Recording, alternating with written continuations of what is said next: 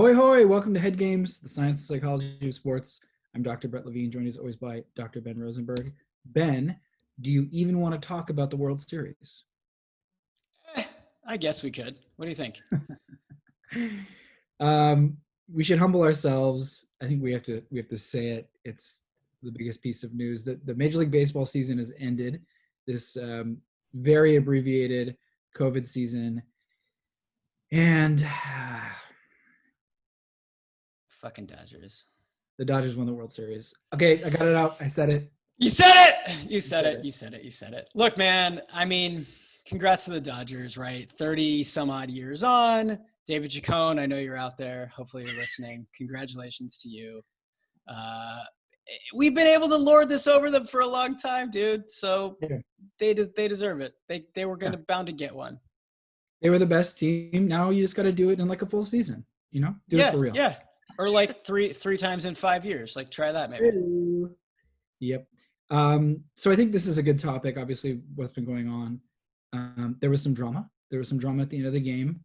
And I think there were some other topics during the baseball season that we kind of wanted to close the loop on before we, I think, make the shift into this football season and other topics. So there's some debate about this, but at some point in Game 6, what would be the final game of the World Series, the Dodgers were informed that Justin Turner, their third baseman, had a COVID test that was done the day before Game 6, and it came back as inconclusive. And then the Dodgers were told his test that was taken today is here, and we're testing it, and he's positive. I'm hearing different things about when the Dodgers were told that he had a positive test. I heard second inning, and then I heard like later.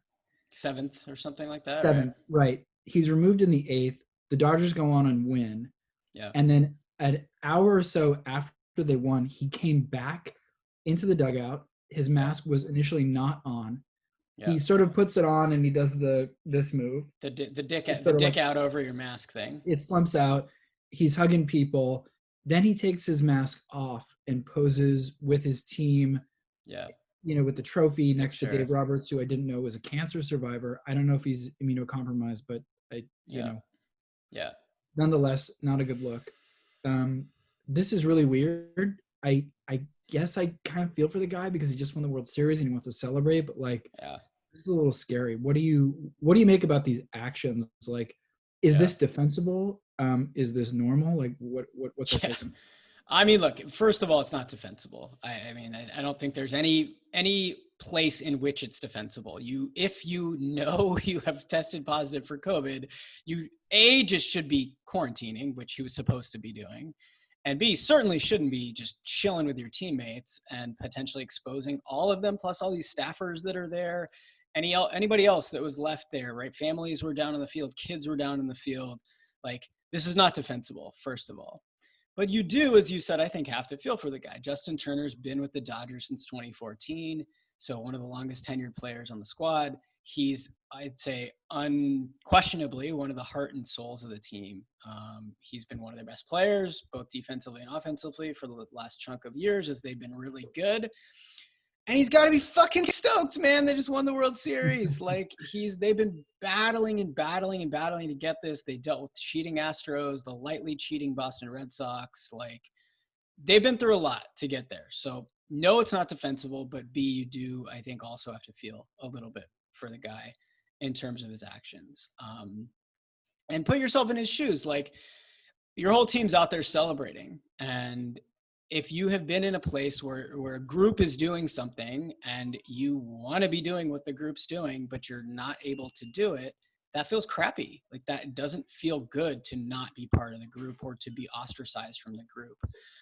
And I heard reports that there was security basically from MLB that was trying to keep him off the field in quarantine. And he was basically like, nah, like, I'm going out there. And he just blatantly disregarded them. So that feeling of seeing that a group is doing something and knowing that you want to be a part of it, but not being able to be a part of it is really motivating. It's really compelling.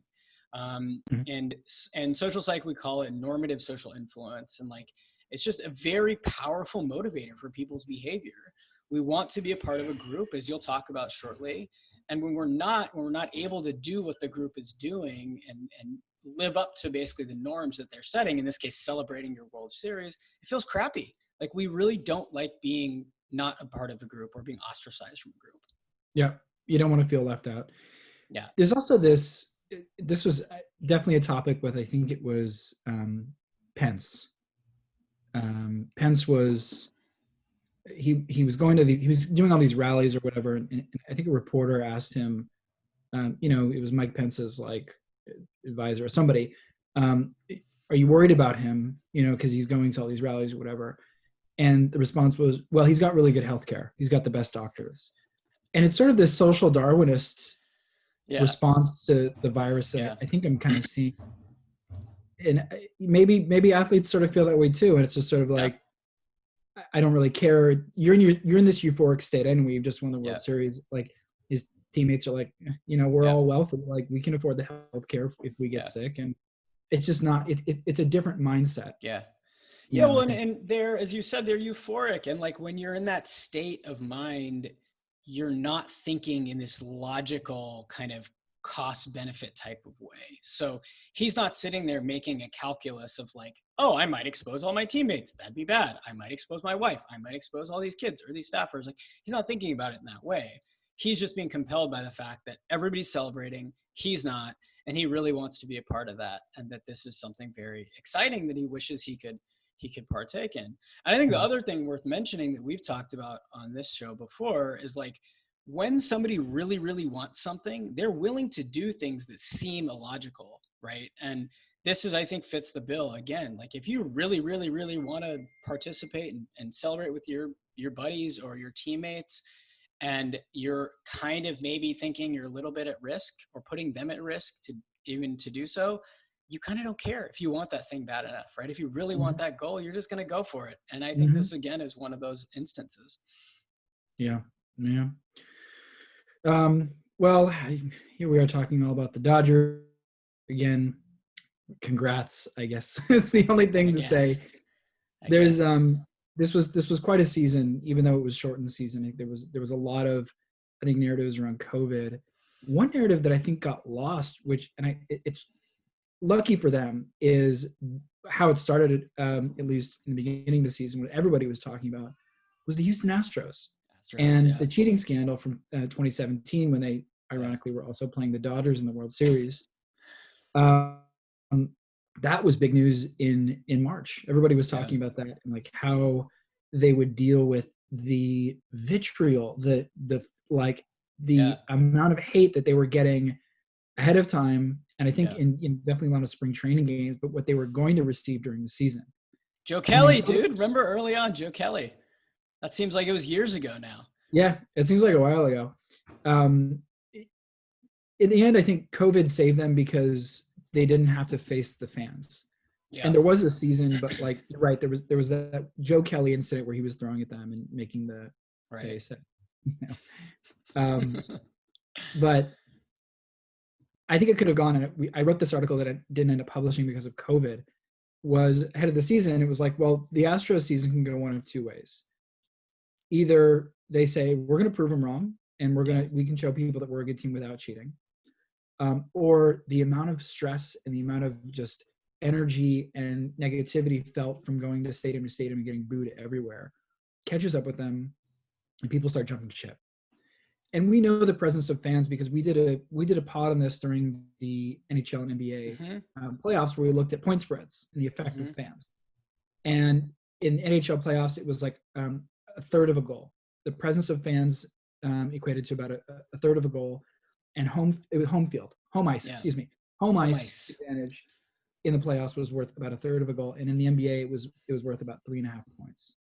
And without the fans there, these teams that had home ice or home court advantage weren't getting that.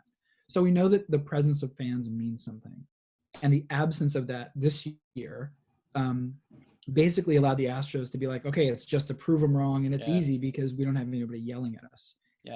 And I kind of wanted to revisit this because I thought, well, what could have happened, and what would have things been like if there were fans? The idea is that, like, if they were losing, if they were getting, or if you're on a losing team, right? If things aren't going well, if you're a Giants fan and they're just miserable, life's not good. And maybe you're pretty loyal to the Giants, but maybe you start rooting for the A's or something like that, right? Mm-hmm. Professional athletes are humans too, even though they're paid to be a part of these teams. And I think the case would have been with the Astros is whether they were losing or not. There's also just this like foul odor that would have been surrounding the team about their behavior and about what was going on. And I would not be surprised if players started jumping ship. If the negativity of the team was so bad, they were just like, get me, I got to leave. And I thought this was interesting. I did some research on the reasons why players have asked to leave teams. And it's weird because people don't really attribute it to the teams themselves. They make up other excuses. The idea is that, again, like professional athletes are people too. And you identify, you as a fan or listener or professional athlete, you identify with a given group or a team or an organization because it makes you feel good. And when it doesn't, you want to leave. When you're not getting that self-esteem of being a Giants fan, or you're not really feeling good as a member of the Houston Astros, it's the same reaction. It's get me out of here. Right. And that's called social identity theory. That basically sums up why we identify with groups in the first place. They make us feel good, you're saying. People pull self-esteem from being a part of a good group, basically, is what you're saying. How many people on social media right now are posing with their Dodger hats on? I mean, I'm not on social media, but probably all of them. And thank God I'm not seeing the fuckers. Yeah.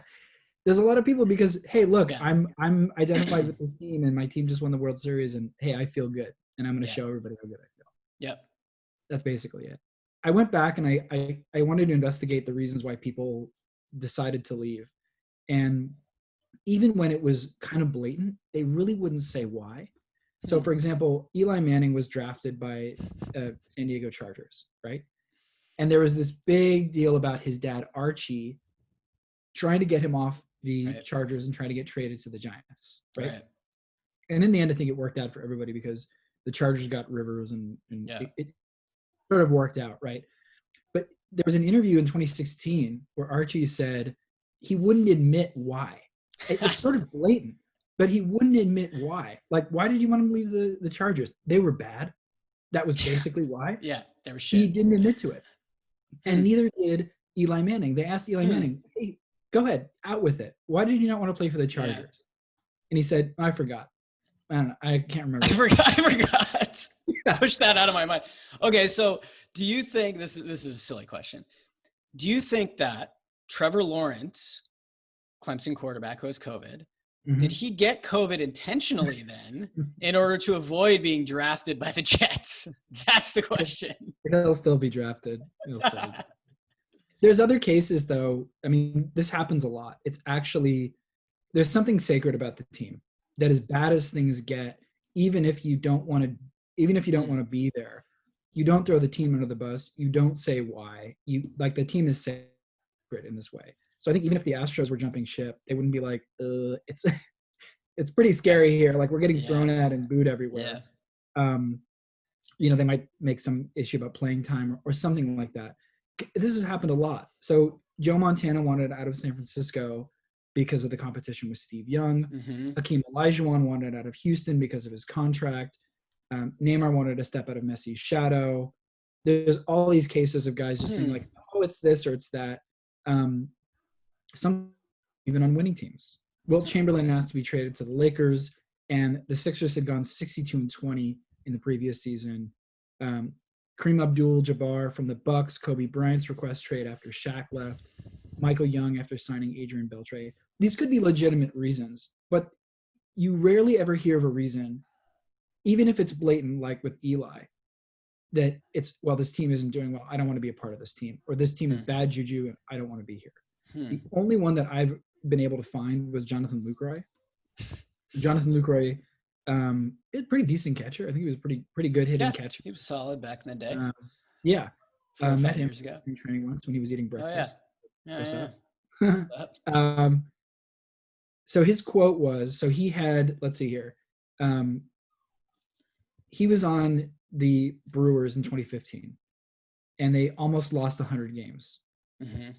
And he followed his 2014 All-Star season with an injury-plagued 2015. He wasn't able to contribute on the 2015, but he was an All-Star in 2014. Mm-hmm. And then in his age 30 season in 2016, he asked to be traded to a winning team. I want to win. I don't see us winning in the foreseeable future. I want to go to the World Series. That's what all players want. Rebuilding is not a lot of fun for any veteran guy. He basically said, this team sucks and I want out of here. I think that's really rare. And maybe to your point and a bit about what you were saying in terms of not being left out, that the team is holy, that everything is about it. It's like, I want to be with my teammates, and you want to feel good in terms of social identity theory. Right. You want to relate to them. You want to be on the field celebrating with them. Right. And even when things are bad, you don't cross that line. You don't throw your team under the bus unless you're Jonathan Lucroy. What is that like? Do you think there's a specific reason why guys are so reluctant, even if they're clearly avoiding being on a crappy team, that they're so reluctant to name that is the reason? Like you said, the team is sacred. Like, is it anything more than that? So we've seen people leave for different reasons. People leave not only if it's a losing team, but also if it's a winning team. And I think if it's a winning team, it might be other issues. It might be interpersonal issues. It could actually be legitimately like playing time issues, but they never mention the team. Right. I think that to your point, you can face, being ostracized. Even if your reasons are legit, you just don't want to incur the wrath of not just you don't want to hurt your friends, because even if the team isn't doing well, you may or may not have some friends on the team. And there's something, we talk about this in other episodes, where a team or a group is not just a collection of individuals, but there's a group level. There's something greater about being on a team with other people, and that I think its metaphysical presence looms large over people. And as bad as things get, you just don't want to do that. You don't want to burn bridges. You don't know. Like, I think it's a business as well. I think people are hopefully listening to either their better conscience or their agents, and it's like, don't badmouth anybody. Don't do that, because it'll catch up with you later with other trades, and you might want to be back on this. Maybe someday, to Jonathan Lucroy, it's like maybe one day when the Brewers are doing well, like they are now, and over the past few seasons, like they might want you back on the team. But you know what? You weren't really a nice guy when you left. Right. I don't know. So there's a couple. I mean, it sounds like there's a couple of things potentially going on. One is, it, like you said, it's a business. Guys just actually don't want to burn bridges because contracts, trades, whatever. But the other thing is this higher level kind of, like, I like how you put it, metaphysical thing that's happening at a real team level, where there's a real draw, there's a real cohesiveness, if I dare use that word, that people feel part of a team, even if a team is shitty and even if they want to get out, there is still that kind of connection among teammates at that higher level that maybe keeps people together. I think it's a good question for a guest. I think this would be a good question for like a professional athlete, especially somebody who's been traded. Like, we should get them on the show and just say, what, like, tell us about that. Either something that you've experienced or you've noticed, just the vibe you hear, within the locker room or whatever. Like, what's the rationale? Like, why don't we hear about that more? Because you and I are, we're pontificating about it. In terms of human psychology and thinking about what we know about groups, and look, we're making a case based on the fact that, like, professional athletes are humans too. For sure. But there could be, like, there's probably tribal knowledge within professional sports that we may not be aware of, that I think might add some color to this. So definitely. Tab it and tab it. Well, the other Glatty, get us at Glatty. Get us somebody to talk about this. Somebody who's been traded. The other thing that I think is worth mentioning, though, too, before we kind of wrap up the Astros and sort of baseball thing, is Dusty Baker. Like, Dusty, I think, deserves some credit for the job he did and keeping these guys together, keeping them on task, keeping the distractions, which this season for the Astros especially could have been many. And you really didn't see them doing anything outlandish until Correa in the playoffs is like, posting shit on Twitter or whatever to like get some ire from other people. But like for the most part, these guys kind of put their heads down and just played, despite the fact that they got some crap thrown at them, not as much as they would have otherwise, but they were still in this particularly weird spot. And I think Dusty seemingly did a good job of keeping them relatively on task. I don't buy it. No, you don't agree? No, I think the biggest thing here is just not being able to play in front of fans and having COVID take up a majority of people's attention and energy, because otherwise it just would have been like just so much vitriol for just. I think they would have gotten hit a lot more than just Joe Kelly thing with them, because the presence of fans means something. It changes the energy, obviously, based on points, and I think it changes the energy and the emotions of players. And I think it just would have been a lot. And like, I also think we don't know, right? We couldn't test this. There's no way of really knowing. Yeah. Next season, it probably, I don't think we'll have, if we do have fans, it'll be some fans, but not a packed stadium. Yeah. So we won't really know until 2022. And by then, like, who cares? Maybe people are past it. Who knows? Yeah. Who knows? Yeah. But a decent point. Yeah. Look, the Dodgers won the World Series, but I'm happy that there was a baseball season. It was fun nonetheless. I think it was like, I think we thought it was going to be weird because it was only like a month or so of regular season, or 2 months. 2 months. I lost track. Yeah. Where am I? But it was good, and I think they dragged their feet in the beginning. There was a lot of, I think it could have been done better. And I think Manfred still deserves a little bit of heat for the way that he did things. He sucks. So, yeah. I agree, though. I think as we have talked about before, having some semblance of normalcy that the baseball season provided. And I mean, look, we wrote about this like the very beginning of the pandemic, but having some semblance of day-to-day kind of routine and normalcy, I think served a really important purpose for a lot of sports fans. And I certainly include us in that. Like, having something to watch in the evenings is like, it's priceless at this point, because every day feels the same. Like, we're doing the same, literally the same thing every day. So I think it's nice to have a little bit of uncertainty that sports provides. You don't know the outcome of these games when they start. And that is one kind of, I think, psychologically enticing thing about sports that people really love. And I think it provided that sort of routine of being there, but it also provided this bit of uncertainty about what was going to happen once the games were actually played. Yep. This was good. Please rate and subscribe where applicable. Thanks as always to our editing team for putting together today's show. You can find us on Twitter @HeadGamePsych. You can find me on Twitter @Dr. You can find that guy on Twitter @ED Rosenberg PhD. Thanks for tuning in.